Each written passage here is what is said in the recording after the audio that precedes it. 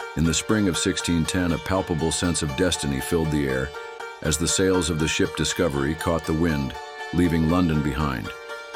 At its helm stood Henry Hudson, a man whose name was already etched into the maps of the world, a seasoned navigator obsessed with a singular, tantalizing dream, the Northwest Passage. This was his fourth attempt, his most ambitious voyage yet, fueled by the backing of the Virginia Company and the British East India Company. He was not just a captain.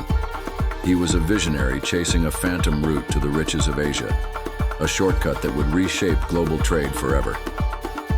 By his side was his young son, John, his presence a testament to Hudson's profound belief that this journey would be his crowning achievement, a legacy of glory.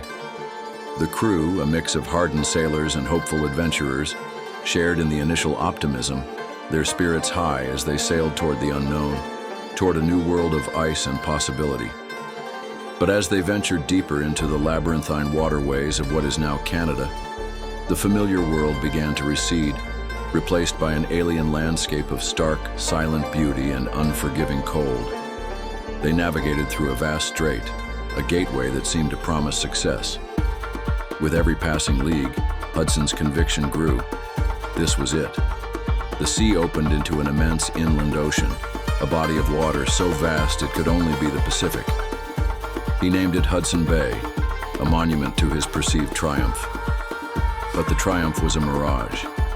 As summer waned and the days grew shorter, the chilling reality set in.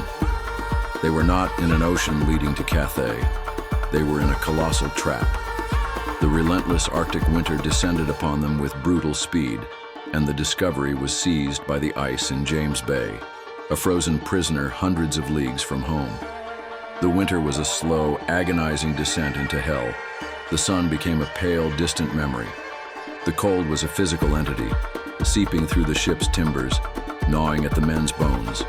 Food rations dwindled to near nothing, replaced by the gnawing pangs of starvation. Scurvy, the dreaded plague of the sea, began to claim its victims, their bodies weakening, their minds fogged with despair. Below deck, the camaraderie of the voyage curdled into suspicion and resentment. Whispers turned to mutinous plots in the flickering lantern light. The crew, led by the resentful Henry Green and the seasoned troublemaker Robert Jewett, saw Hudson not as a visionary leader, but as a reckless madman, a captain whose obsessive ambition had doomed them all. Hudson, for his part, remained resolute, his iron will refusing to bend, planning to continue the search as soon as the ice broke. This disconnect, this chasm between the captain's dream and the crew's nightmare, sealed his fate. On the cold morning of June 22, 1611, the simmering rebellion erupted. The mutineers acted with swift, desperate force. Hudson was overpowered, his authority shattered in an instant. There was no trial, no mercy. He, his son John, and 7 other crewmen, either loyal to him or too sick to be of use, were forced from the Discovery. They were cast adrift in a shallop, a small open boat, given a few meager supplies and left to the mercy of the immense, indifferent wilderness of ice and water.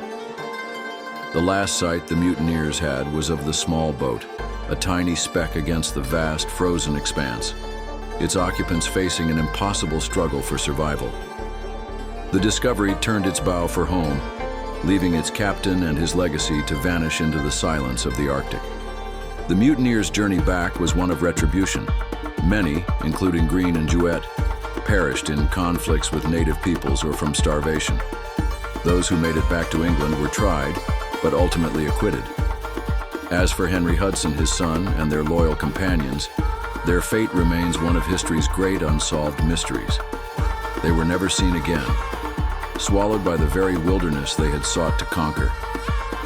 Their story is not one of triumph, but a chilling, tragic testament to the monumental cost of ambition, a haunting tale of betrayal played out on the edge of the known world. Subscribe.